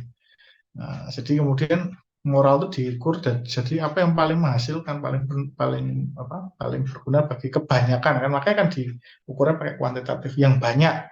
Kemudian nanti satuan nikmatnya empiris itu berarti misalkan uangnya makin banyak, tadinya 1 juta menjadi 1 miliar kan kelihatan. Kalau kualitatif nggak kelihatan, misalkan saya makin bahagia karena apa ya? Karena saya merasa bahagia dikelilingi teman itu nggak bisa diukur, itu nggak seperti itu kan begitu. Jadi semacam itu. Nah itu yang menjadi sangat kuantitatif itu misalkan ini yang paling kelihatan, misalkan kan ada seringkali dipakai untuk contoh. Jadi kalau misalkan ada kereta menuju ke mau menabrak itu, kemudian ini nabrak banyak orang cuma nabrak satu, kemudian kira-kira kita disuruh milih mana yang mau diselamatkan. Itu jadi itu sangat kuantitatif, jadi dilihat tuh dari kebanyakan jumlah orangnya. Yang kedua sangat abstrak, maksudnya gini loh, seakan-akan kita melihat itu kan kayak enak aja ya. Ya udahlah saya milih yang paling sedikit, orang kan pasti kan begitu secara rasional. Ya, tapi kalau kita berpikirnya tidak abstrak, kita konkret. Nah, ini yang kemudian nanti sebenarnya dikritik oleh nanti para postmodern ya, nanti etika postmodern ya. Maksudnya gini, kalau itu kan kamu berpikir apa abstrak, kalau konkret gimana? Jangankan mungkin kalau konkret, jangankan satu orang, mungkin ada ayam lewat saja, mungkin kamu akan nggak tega itu ditabrak sama sama apa namanya kereta itu. Itu beda. Kalau kamu mengabstraksi itu gampang aja, ya yang beli banyak aja itu seperti itu. Jadi um, sebenarnya ini juga pasca Kant gitu. Kalau saya sih secara personal mengatakan Kant itu sebenarnya berusaha menyelamatkan, tapi kemudian ketika di dalam apa kriteria utilitarianisme menjadi lebih apa sangat-sangat kuantitatif, sangat-sangat abstrak, dan kemudian itulah nanti menjadi bahan kritik sebenarnya oleh kaum postmodern, munculnya etika postmodern karena dianggap nggak, itu justru etika yang semacam ini nggak humanis sama sekali kan, macam ya misalkan kan kayak gini misalkan eh, boleh nggak kita apa namanya melakukan genetic engineering pada manusia, cuman dilihat misalnya oh banyak yang setuju,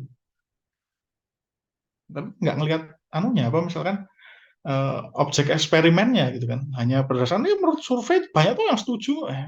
Jangan-jangan kalau kita ngelihat langsung manusia di gennya diedit gitu, jangan-jangan nggak tega gitu kan, gitu loh semacam itu karena sangat abstrak, dan kemudian nggak apa-apa kan demi satu orang dikorbankan, nggak apa-apa kan demi banyak orang kan, ya enak aja kan nggak ada orangnya, cuma mikir dari abstrak cuma lihat oh, angka 1, 2, 3. Kalau dilihat langsung mungkin seminggu aja mungkin mengorbankan orang tadi ditabrak kereta api, mungkin seminggu nggak makan itu kan, seperti itu. Jadi ini nanti jadi kritik pada postmodern ya.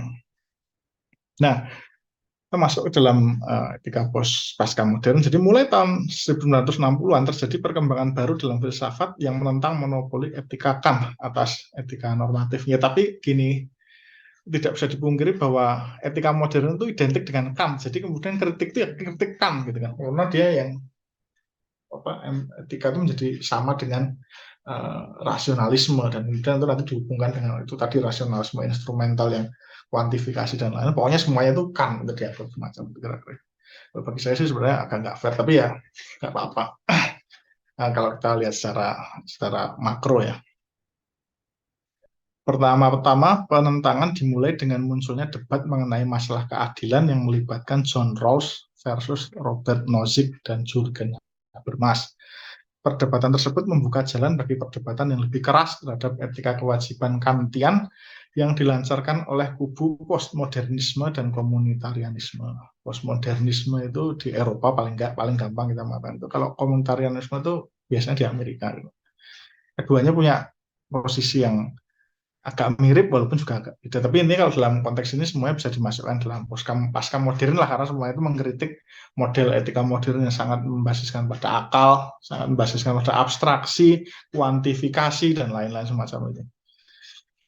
Jadi kalau etika itu adalah yang penting yang tadi yang satu itu korban nggak apa-apa, yang banyak yang penting selamat. Nah, nggak bisa begitu, itu sangat abstrak, sangat dehumanitatif. Namun serangan-serangan tersebut meski dimaknai secara positif sebab membuka kemungkinan-kemungkinan untuk mendekati etika secara baru atau rekonstruksi etika seperti yang diwartakan oleh Levinas, Sperman, Gillian dengan melandaskan diri pada tradisi fenomenologi, neotradisionalisme dan juga feminisme atau gender. Jadi Romo Magnis pun melihat bahwa etika postmodern itu harus dimaknai sebagai sesuatu yang positif karena ya banyak yang problem juga sih di etika modern gitu kan, sepenuhnya tadi abstrak gitu kan, abstrak kemudian hanya berdasarkan pada akal budi yang kemudian jadi sangat kalkulatif, sangat tematis, seperti itu. Uh, ya ini sebenarnya kalau mau dijelaskan agak panjang, tapi mungkin begini. Jadi pada mulanya itu sebenarnya di sini debat soal keadilan ya kan, kalau secara historis gitu kan. Tadi kan karena gini ya, karena tadi apa namanya yang paling konkret itu kan sebenarnya tentang keadilan. Keadilan pun dimaknai sebagai keadilan distributif, masa keadilan ekonomi gitu loh. Itu kan lagi-lagi kan berarti kan sangat yang nampak fisikal dan kemudian bisa dikuantifikasi kan begitu kan, kalau yang dalam arti yang lebih apa namanya lebih kualitatif itu agak samar.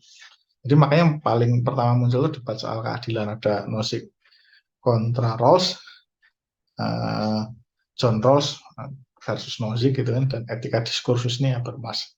Jadi apa sih tentang keadilan? Jadi ini nggak langsung menyerang ke Kant ya, tapi kemudian ini menyerang kepada tadi ya John Rawls ya, semacam itu.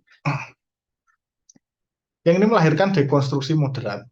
Nah, kritik atas, nah ini lebih dalam lagi. Jadi setelah muncul, tapi ini semua di tahun 60-an. Debat soal keadilan kemudian disusul dengan kritik atas universalisme. Jadi kan tadi kan mengatakan bahwa etika itu kan harusnya kan sesuatu yang bisa diuniversalkan. Ya sebenarnya itu basisnya tadi sebenarnya karena kan meyakini bahwa itu adalah dari pengetahuan yang sifatnya a priori. Jadi semua orang tuh tahulah bahwa kalau sampah itu ya nggak bisa dimakan lah, bukan terus yang dimakan kan.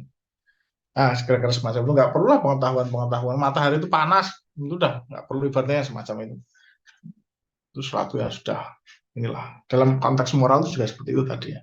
Mencuri itu juga orang sedang masuk belum mencuri gitu kan. Kalau saya yang dicuri gimana? Kan nggak akan seperti itu. Nah, tapi kemudian kritik atas universalisme ini sebenarnya begini ya. Kenapa dia dipandang positif? Sesuatu yang dianggap universal itu tadinya sebenarnya tidak universal amat sih gitu kan maksudnya. Bener nggak sebenarnya itu universal? Nah ini kan dalam konteks ini positif juga karena kita menjadi lebih kritis gitu loh maksudnya. Iya apa iya ya maksudnya yang diklaim sebagai itu kan ini etika universal ini kamu harus wajib seperti ini ya jangan enggak gitu kan. Nah itu kemudian melahirkan yaitu kritiknya dari kalangan komunitarianisme dan postmodernisme. Dan itu lebih radikal daripada yang soal keadilan. Karena kalau keadilan itu sebenarnya semuanya masih berpendapat keadilan itu universal, tapi yang seperti apa sih yang universal itu keadilan itu apa sih yang bisa. Jadi dia tidak menolak universalisme tentang keadilan, tapi apa namanya seperti apa yang apa tuh namanya yang harus kita apa namanya definisikan ulang. Tapi kalau ketika atas universalisme itu jadi misalkan gini, misalkan gini, klaim bahwa uh, uh, tadi ekonomi itu menjadi sesuatu yang universal gitu kan dalam konteks keadilan. Tapi bagi misalnya postmodernisme atau yang lain-lain jangan-jangan enggak. Jangan-jangan mungkin yang lebih universal bukan keadilan distributif misalnya. Jangan-jangan yang lebih jangan-jangan itu cuman partikular, jangan-jangan yang universal misalkan bagaimana kita bisa apa itu namanya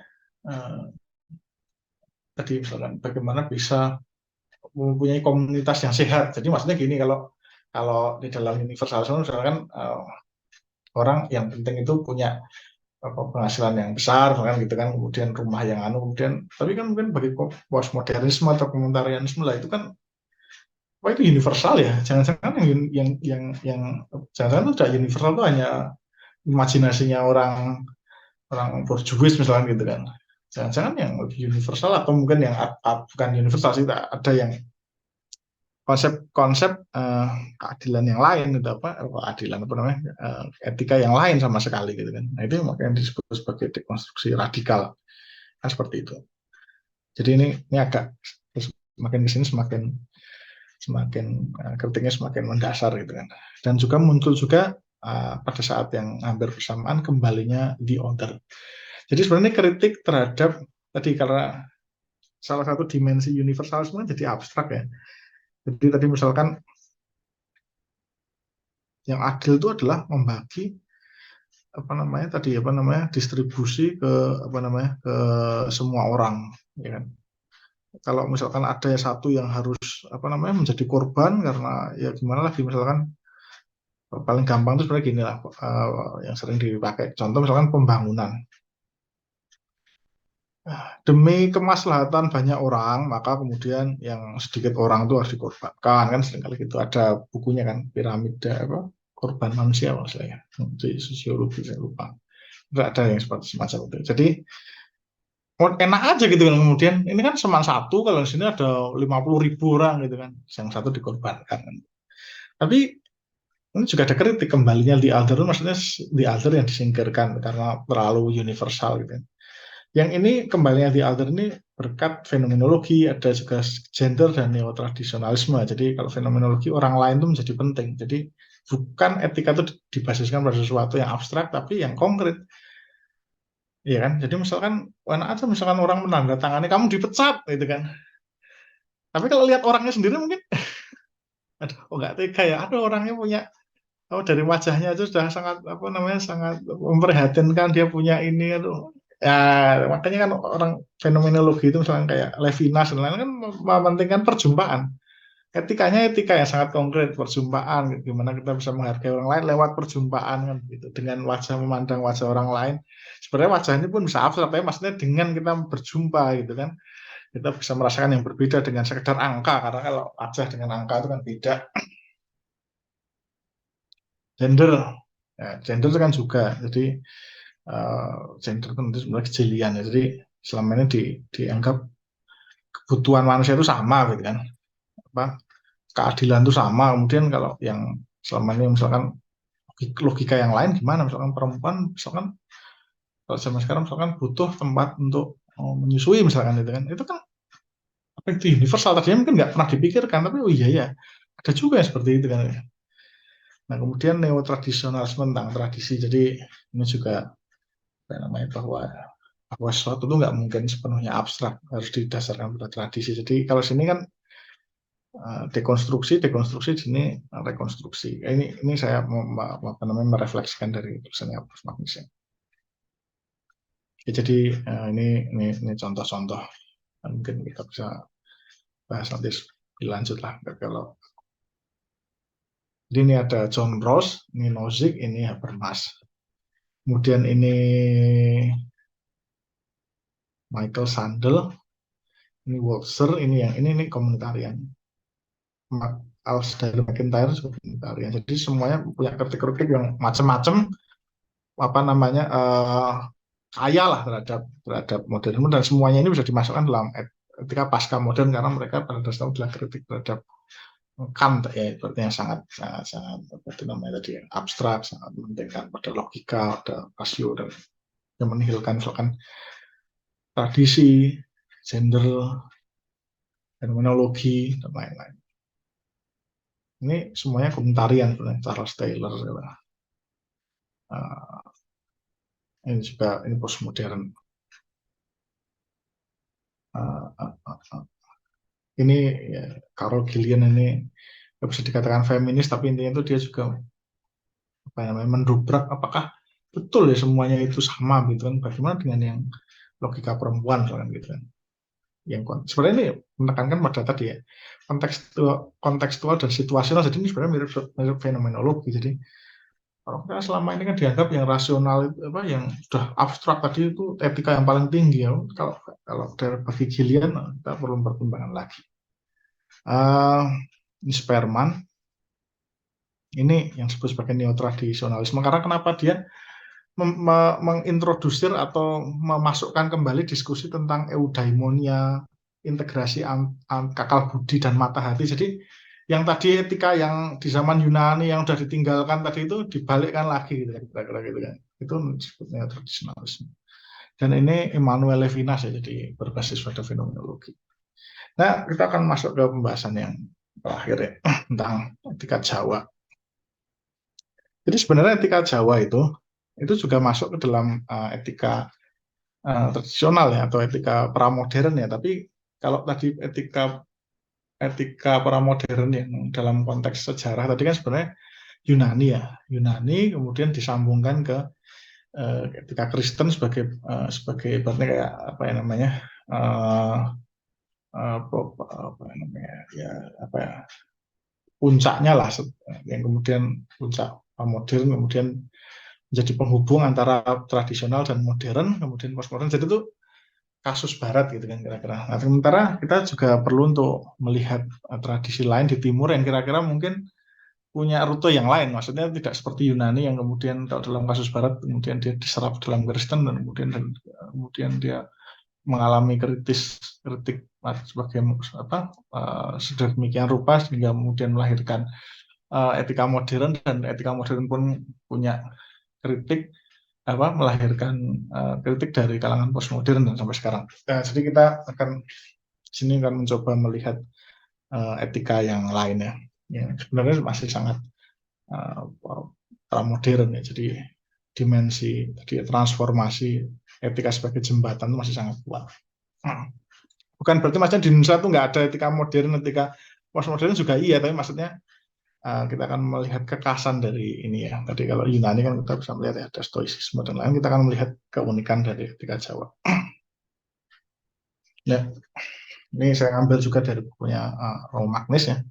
Jadi menurut Romo Magnis, etika Jawa itu salah satunya yaitu berpusat pada apa yang disebut sebagai sangkan paran filosofi. Jadi filsafat sangkan paran.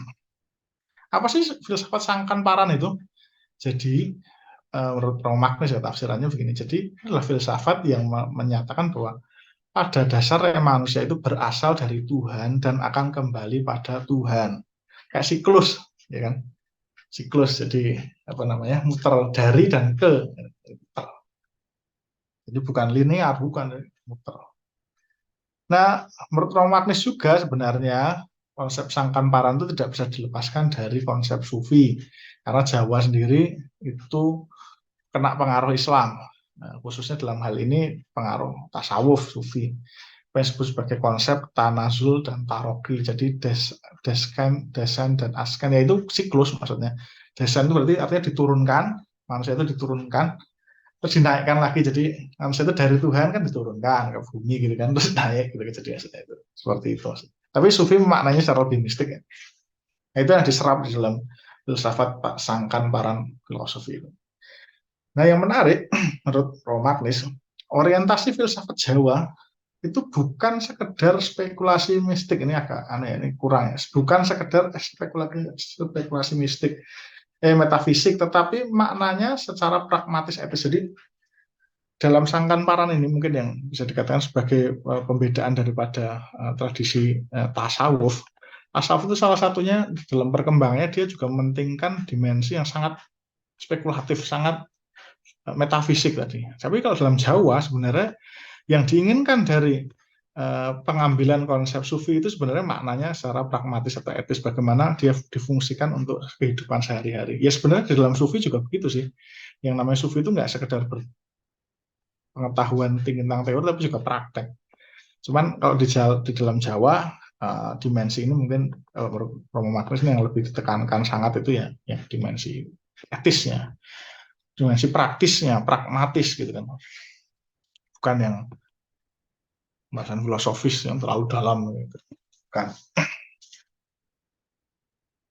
Nah, jadi makanya bukan soal mendapatkan pengetahuan, tapi bagaimana hidup yang baik dengan cara menyelaraskan diri dengan struktur fundamental realitas.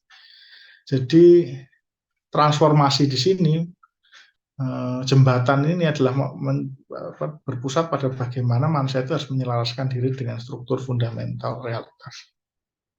Jadi kalau di dalam tradisi filsafat apa namanya sufisme di Nusantara itu kan, ini gagasan tadi tentang tanazul tarok itu sangat kuat, misalkan era Hamzah Fasul dan lain-lain. Jadi maksudnya gini lah, ini kan turun terus kemudian naik. Jadi dari Tuhan kembali ke Tuhan, kira-kira gitu. Kita nggak akan bahas ini namanya martabat 5, martabat 7, tapi kira-kira tuh intinya mudahnya tuh manusia itu akan menjalani siklus. Dan kemudian filsafat sangkan paran itu adalah justru bagaimana kita itu peka terhadap siklus ini gitu kan, dan kemudian bagaimana kita mencapai pencerahan kira-kira semacam itu, nah, dengan transformasi lah kita memahami hakikat ini.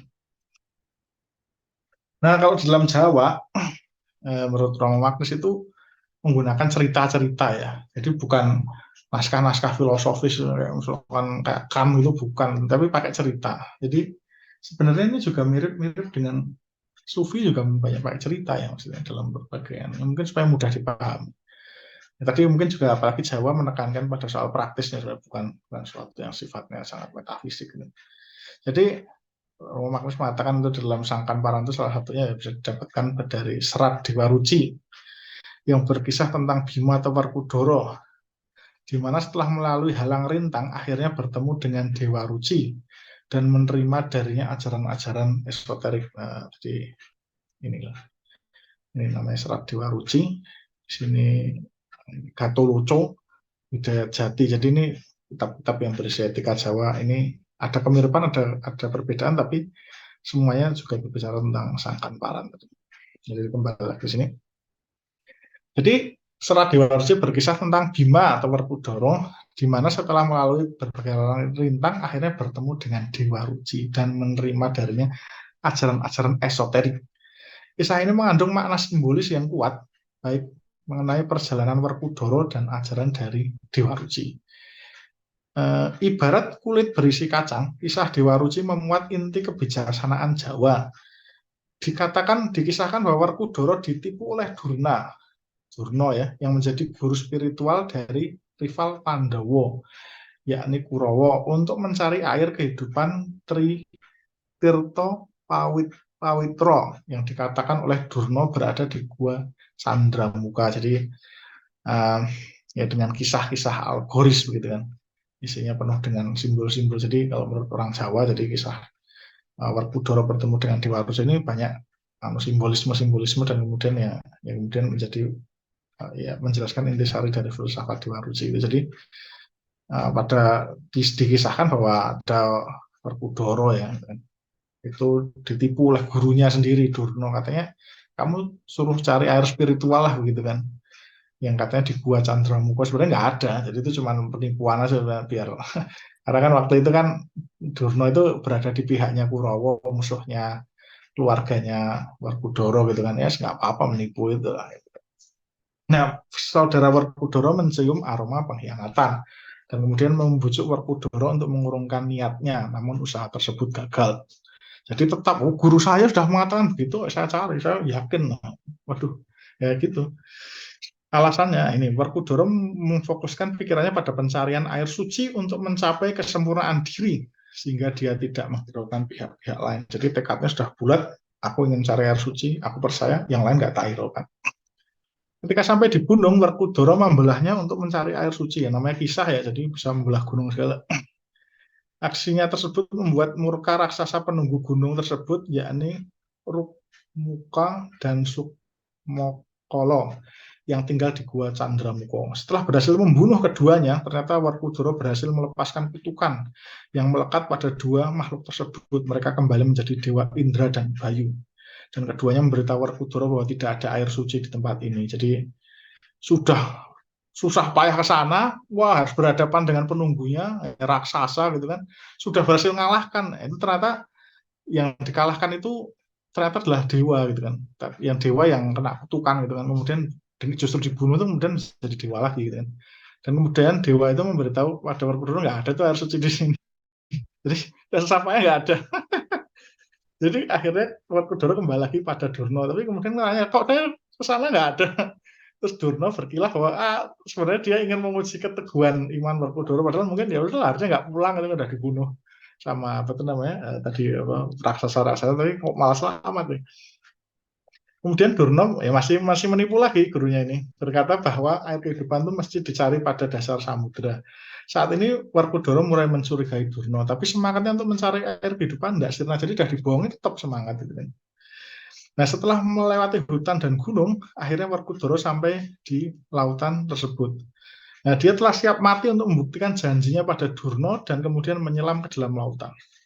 Dia berhadapan dengan ular raksasa Nemburnaka dan akhirnya berhasil mengalahkan dengan kuku Pancanaka. Jadi ini ada kuku yang tajam gitu kan.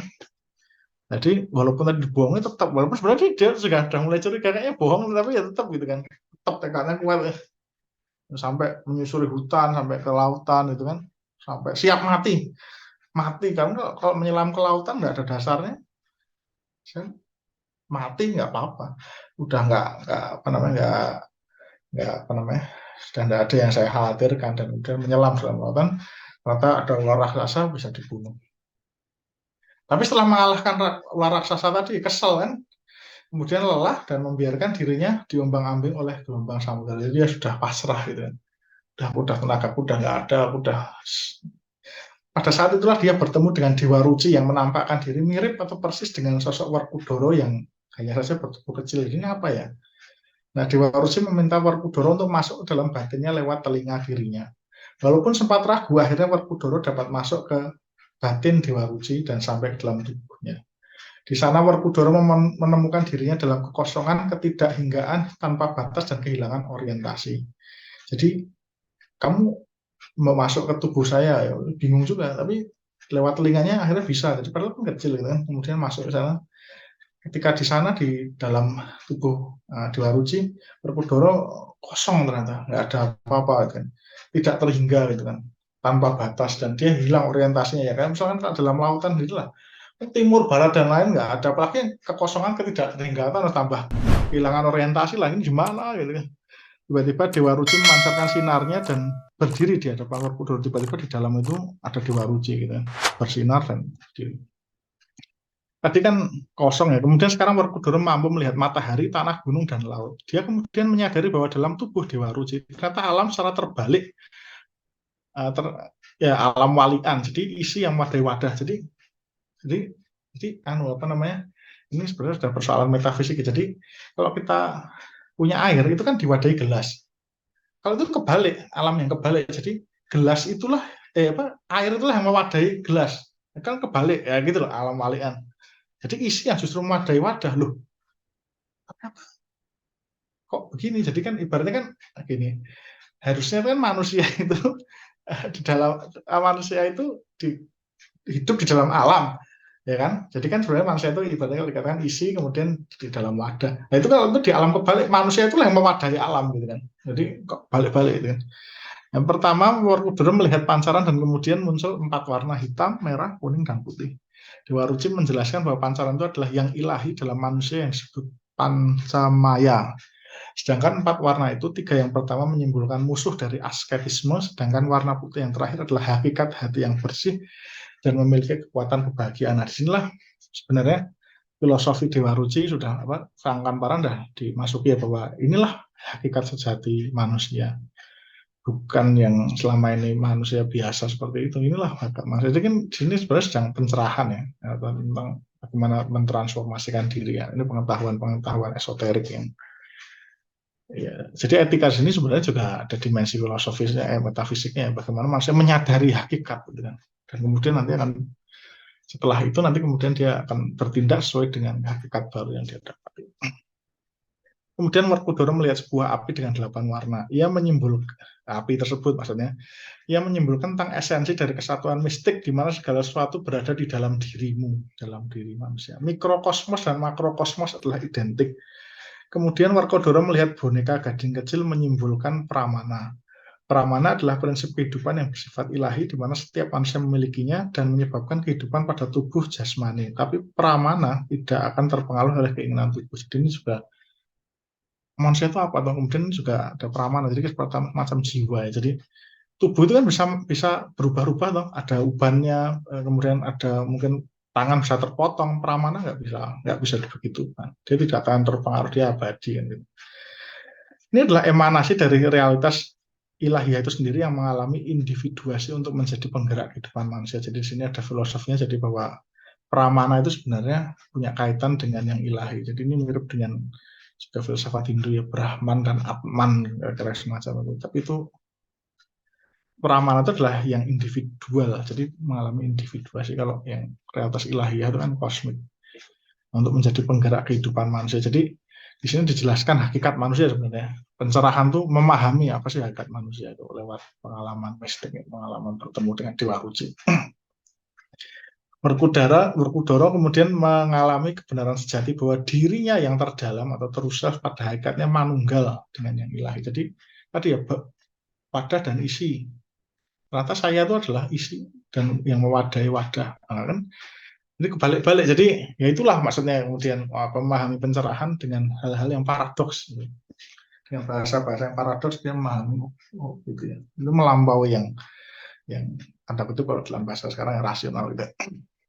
Setelah dinasihati untuk hidup dengan berkeutamaan, misalnya menghindari nafsu seksual, tidak merasa jumawa dan sebagainya, ia mendengar penjelasan tentang sangkan atau primal origin, jadi tadi tentang ya, dari Tuhan dan kembali ke Tuhan. Werkudara kini mencapai keadaan manunggaling kawula Gusti di mana dia tidak lagi merasakan adanya dualitas. Dewa Ruci menganalogikannya dengan cermin di mana susmo ilahi berkaca di hadapan cermin dan refleksi dalam cermin tersebut adalah Werkudara. Jadi di alam-alam walikan siapa pribadi saya, kemudian terkaitan dengan ilahi, Brahma dan Atman, kira-kira kayak gitu. Dengan kata lain, dia Werkudara telah merealisasikan kenyataannya sendiri yang sebenarnya adalah sebagai yang ilahi. Setelah mencapai realitas hidup yang terdalam, Werkudara telah menguasai atau mengilmui segala sesuatu. Wus kawengku ameng sio jagat kabeh. Dia tidak lagi memerlukan hal lain yang dipelajari karena kosmos telah tertampung dalam dirinya, alam walian. Dan dia telah mencapai kondisi materi sajroning urip mati dalam hidup atau urip ing sajroning pecah hidup dalam mati bagi alam luar. Jadi setelah memahami hakikat itu sebenarnya dia itu seperti keadaan yang sudah apa ya namanya balik-balik lah, mati dalam hidup, hidup dalam mati gitu kan. Paradoks.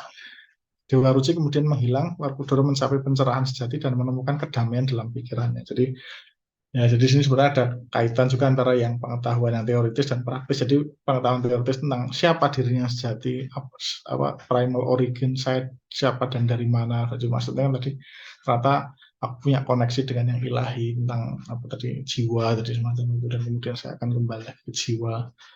Ya, itu pencerahan gitu kan. Kemudian menemukan kedamaian sehingga itulah transformasi itu. Dan dia kemudian kembali pada saudaranya di mana secara fisik berupaya menyembunyikan kesadaran baru yang diperolehnya tersebut dan melanjutkan tugasnya sebagai seorang ksatria. Nah, ketika dia kembali lagi dari transformasi tersebut, ya dia jadi pribadi yang baru, walaupun secara fisik ya kayaknya sama aja, tapi udah baru. Dan bagi masyarakat Jawa ini tafsiran Romo Magnis. Kisah Dewa Ruci bukan sekedar spekulasi metafisik, tapi pengetahuan praktis dalam pengertian Aristotelian. Cerita Werkudara menyediakan jawaban terhadap pertanyaan bagaimana seharusnya manusia hidup. Dalam kisah, seorang mesti belajar bahwa sebagaimana Werkudara, dia hanya dapat mencapai kesempurnaan jika tidak terdistraksi atau teralihkan dengan tujuan dan emosi yang bersifat keduniawian. Jadi dia harus berkonsentrasi pada tujuannya. Jadi cerita Werkudara tadi tentang pencarian apa tadi air suci tadi yang ini sebenarnya kayak air kebenaran gitu, dia ingin mencari kebenaran, itulah yang harus dituju, jangan teralihkan dengan lain-lain. Bahkan kan ekstrimnya tadi sana enggak tuh, jangan gurumu bohong, enggak stop di situ, padahal juga memang bohong, tapi ternyata dengan berkonsentrasi pada tujuannya, kalau ditafsir dalam pengertian Jawa itu, dia kan justru akan menemukan ya kan gitu. Walaupun itu ternyata sebenarnya bohong gitu kan, tapi ternyata ketika dia tulus, sampai juga sebenarnya. Bukan air suci, tapi nanti ketemu dengan Dewa Ruci. 3 warna atau merah, hitam, dan kuning menyimbolkan emosi hasrat dan keinginan yang destruktif yang harus dilampaui jika seorang ingin mencapai kesempurnaan. Nah, ini kan etikanya di sini ya. Kelihatan sekali ya. Jadi bahwa etika itu sebagai jembatan untuk mentransformasi, berarti dia juga harus salah satunya adalah mentransformasi emosinya, hasratnya, keinginannya itu harus dibuang supaya dia menjadi tadi pribadi yang baru, ya kan? Kelihatan kan apa logika jembatan di sini. Jadi manusia harus berubah menjadi manusia yang baru kan. Ya persis juga dengan etika-etika timur lain yang menekankan pada ini ya, jembatan itu. Nah, di sini juga dikatakan hanya ketika seorang siap untuk mati. Nah, ditafsir sebagai menegasi dirinya sendiri kan tadi Werkudara akhirnya aku siap untuk mati demi untuk mencapai kebenaran tadi, yang air tadi, yang di dalam laut tadi kan. Nah, di sini artinya adalah dia mau menegasi dirinya sendiri, mau menghapus tadi semua pribadinya yang profan tadi kan, yang nafsu dan aku hapus. Itu standar kutip itu ditafsir sebagai menegasi dirinya sendiri. Maka saat itulah Dewa Ruci akan membantunya. Jadi ya ada dimensi mistiknya juga, dalam arti ketika dia mau melakukan ini, kemudian yang ilahi sendiri yang akan membantunya. Tapi harus lewat itu tadi ya, dia mau menegasi dirinya sendiri. Tidak asal-asalan gitu, kemudian nanti nunggu aja, bukan. Inilah makna dari filosofi Jawa mati sajroning urip, di mana menyiratkan bahwa kematian atau mematikan kecenderungan pada dunia luar, dunia materi termasuk tubuh materialnya. Maka Werkudara siap secara mental untuk menemukan air kehidupan tersebut. Sebelumnya belum mati. Jadi maksudnya dia sakti tadi bisa mengalahkan raksasa di gunung itu belum mati. Jadi dia belum akan menemukan si yang sejati tadi. Menariknya dalam filsafat Jawa, pertolongan Dewa Ruci bukan diartikan sebagai grace atau anugerah yang dipahami dalam tradisi Kristen. Jadi itu sebenarnya kalau Romo Magnis katanya itu bukan anugerah, dan juga bukan, kalau saya tambahkan, dan juga bukan dalam tradisi sufi seperti Rumi ya. Jadi itu memang itu grace juga. Tapi dianggap sebagai suratan takdir. di mana setiap manusia hanyalah menggenapi apa yang telah ditakdirkan untuknya. Ada dimensi deterministik dalam tafsir semacam ini. Jadi ya, ya memang Werkudara itu memang sudah tanda kutip ditakdirkan ya untuk mencapai tahap itu. Mungkin ada yang tidak ditakdirkan untuk bisa sampai ke situ. Jadi ya ini ada dimensi deterministik yang menurut tafsir Magnus ya. Dengan masuknya Werkudara ke tubuh Dewa Ruci yang mengambil bentuk seperti Werkudara sendiri menyeratkan bahwa air kehidupan tidak didapat di dunia luar tapi di dalam diri sendiri. Jadi apa? Tadi ya filosofinya mentransformasi internal diri kita itu kan. Maka air itu sebenarnya yang kebenaran itu di dalam diri sendiri, itu nggak ada di luar, nggak ada di gunung, nggak ada, ya kamu sendiri itu di dalamnya. Maka manusia harus melepaskan diri dari dunia luar atau mati dan berkonsentrasi menyelami dirinya sendiri. Itulah tujuan dari praktek asketik. Pada akhirnya Werkudara menyadari bahwa kosmos sejatinya berada dalam dirinya, alam walian, sebagaimana sosok Dewa Ruci yang kecil, yang menyadari bahwa jagat gede adalah eksteriorisasi dari dunia dalam. Eksteriorisasi itu jadi misalkan kayak AI, itu eksteriorisasi dari otak, kira-kira semacam itu. Jadi dieksternalkan. Gitu.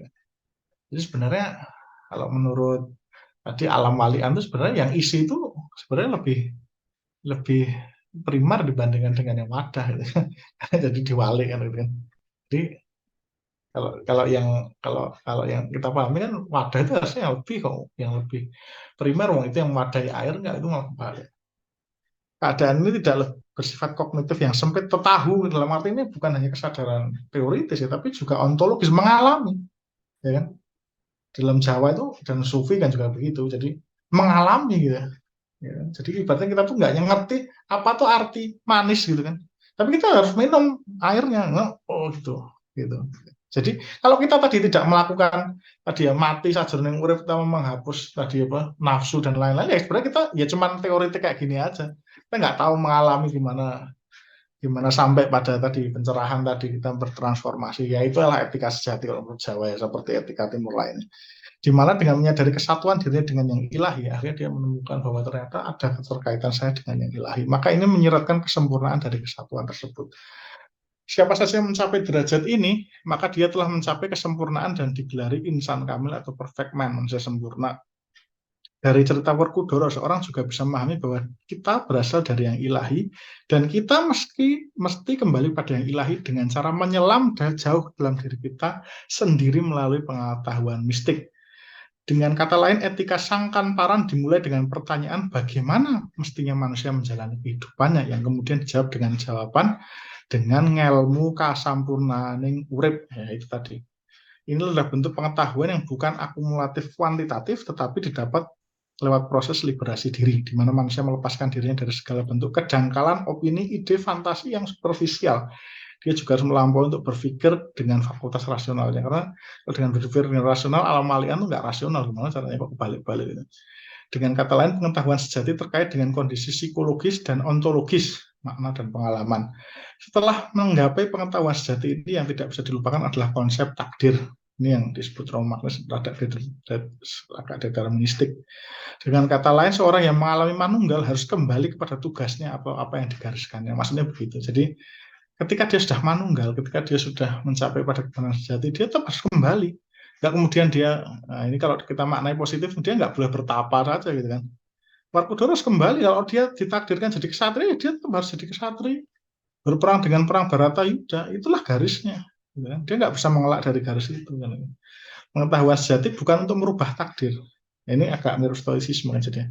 Namun membuat orang dapat memahami takdir tersebut secara lebih fundamental. Jadi stoicisme kan kita nggak kagetan. Kalau ini bukan nggak kagetan, kita memahami hakikat dari takdir itu. Kenapa kita ditakdirkan seperti itu? Dalam konteksnya sebenarnya, apa sih hakikat dari sangkan paraning? Kenapa kita dari Tuhan dan akan kembali ke Tuhan? Dan kemudian ekstensinya adalah kenapa kita menjadi seorang kesatria, apa yang mendasari kita. Ini kan di sini ada rasionalitasnya juga sebenarnya, tapi rasionalitas yang transenden sebenarnya, tidak bisa semata-mata dengan rasio, tapi kenapa kita harus menjadi kesatria, kenapa saya harus membunuh orang soal menjadi kesatria. Tenteraman batin, keselarasan dengan seluruh alam semesta, kebebasan hati dari kejut-kejutan. Nah ini ada unsur stoicismenya kan, tapi bagi saya ada perbedaannya di sini. dia memahami secara lebih fundamental gitu kan. Apa dibalik itu? Nah, dibalik realitasnya. Kalau stoicisme kan fisika, kalau ini metafisika. Terakhir, tidak ada kewajiban bahwa setiap orang mesti menempuh jalan ini. Inilah bedanya menurut Profesor Magnus Suseno dengan etika modern. Etika modern kan pengetahuan sifatnya a priori. Wajib lah, kita tahu lah. Semua orang juga tahu lah, nggak perlu dipelajari juga sudah tahu bahwa misalkan mencuri itu jahat. Kita nggak mungkin makan sampah lah, kita menghirup karbon monoksida mati, kita minum racun mati, gitu, semacam. Di sini enggak, kita nggak ada kewajiban setiap orang mesti menempuh jalan ini. Boleh orang nggak menempuh jalan ini, bisa kok menempuh orang tidak menempuh jalan ini. Jadi tidak ada langsung embedded di sini kemudian itu harus. Tapi orang yang bijak akan terdorong untuk menggapainya. Jadi inilah pilihan. Orang bisa tetap jadi ulat, tapi orang juga bisa memilih dirinya menjadi kupu-kupu kan. Orang bisa memilih menyeberangi atau tidak menyeberangi jembatan kan. Dalam istilah Jawa, orang yang tidak menempuh jalan ini dianggap tidak utama atau durung ngerti atau durung jowo. Jadi kalau dalam filsafat Sangkan Paraning Dumadi, yang durung jowo itu sebenarnya orang yang belum mendalami filsafat ini. Bukan durung jowo itu bukan orang yang berpakaian Jawa. Itu apa itu cuma fisik gitu. Itu menarik itu kan, jadi tentang alam walian itu. Ya, jadi mungkin saya akan masuk ke simpulan. Ya, nah apa yang praktis? Jadi apa relevansi pelajari etika? Jadi sebenarnya kita sekarang dihadapkan pada persoalan-persoalan etik yang sebenarnya tanda kutip sangat besar ya, banyak, kompleks dan lain-lain. Misalkan seperti ini ya, ini kan problem tentang, kalau dalam istilah yang modern ya, etika lingkungan ya kan. Kita sekarang ada etika AI, etika teknologi kan. Teknologi makin nggak terkontrol, kita jangan-jangan makin jadi korban teknologi kan. Etika apa itu namanya, etika biologi, etika engineering, etika apa itu namanya, etika manusia ya, etika kedokteran dan lain-lain. Juga ada etika animal, jadi mana hubungan kita dengan binatang, kita makin banyak yang kita bunuh, makin banyak yang punah. Bayi-bayi makin rentan untuk dimanipulasi genetiknya. Jadi sebenarnya kita tuh berada pada abad yang sebenarnya krisis etik juga. Nah, jadi dalam konteks ini sebenarnya etika menjadi penting untuk memastikan manusia hidup secara bijaksana, bermakna dan membahagiakan. Lalu etika yang mana? Sebenarnya jadi kita belajar tadi etika itu tadi secara historis kita bisa memahami bahwa bahasan etika sangat kaya dan tidak mesti dianggap sebagai sesuatu, kalau bagi saya ya, sesuatu yang menegasi satu sama lain, tidak. Ada dimensi yang penting yang diajarkan oleh etika pramodern bahwa etika adalah jembatan. Jadi kita itu bukan manusia yang sudah jadi sekarang ini, tapi kita harus menjadi lagi. Itu kan penting. Itu khas di dalam etika pramodern. Dalam etika modern kita juga diingatkan bahwa etika itu sifatnya universal. Misalkan seperti ini ya, kita masalah-masalah ini kan masalah universal, masalah iklim, masalah engineering, manusia, masalah teknologi, AI di mana-mana, masalah hewan. Itu kan sesuatu yang problem-problem etik yang global ya. Dan semua manusia di dunia ini juga menempuhin, dan kemudian ya inilah universalisasi etika, dan kemudian kita berpikir etika secara rasional juga ini penting. Dan kemudian tapi juga postmodern juga menekankan hal-hal penting ya, bahwa kita harus berpikir ulang ya, misalkan tentang apa namanya ya, apakah misalkan etika modern bisa membantu kita dalam menghadapi misalkan tadi masalah hewan, misalkan itu jangan-jangan kita kurang, kita harus menggunakan etika yang postmodern, misalkan seni Levinas kan, berarti kan kalau kita berhadapan dengan langsung dengan hewan, mungkin kita bisa lebih beretika dengan hanya berpikir abstrak gitu kan ya. Jadi kira-kira apa namanya, itulah yang bisa kita pelajari. Saya menutup ini dengan perkataan dari Aldo Leopold, ini salah satu environmentalis ya. Dia mengatakan ethical behavior is doing the right thing when no one else is watching, even with doing the wrong thing is legal. Jadi menarik sekali. Jadi bertindak etis itu adalah melakukan hal yang benar, bahkan ketika tidak ada seorang yang melihatnya. Jadi misalkan nggak ada orang yang lihat mencuri, nggak ada yang lihat orang yang pakai helm, itu tetap dilakukan. Bahkan ketika yang salah itu jadi legal, kita tetap tidak melakukan. Misalkan korupsi itu legal, nah, misalkan pembunuh itu legal, kita nggak melakukan loh. Itulah etika. Nah, itu lah, jadi ya dari di sini apa namanya, etika itu pentingnya di sini. Jadi ya untuk diri sendiri kita toh, untuk kita supaya bisa menjadi manusia yang utama tadi. Bukan untuk siapa-siapa, untuk diri kita sendiri. Jadi kalau istilahnya tadi ya good man gitu kan.